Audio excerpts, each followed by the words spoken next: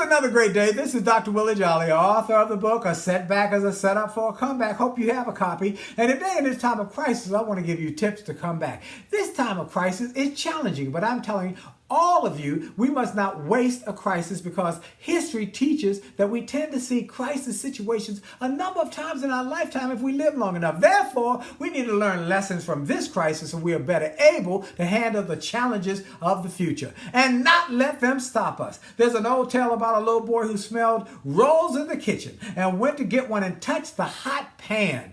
He burned his hand and refused to touch any more pans, hot or cold, because he was afraid he was burned his hand again. He missed out on a lot of good, tasty rolls because of his past pain and experience. Don't let the pains of today stop you from enjoying the joys of tomorrow. This is Dr. Willie Jolley. Go to winwithwillie.com. Stay connected to me, and remember, your best is still yet to come.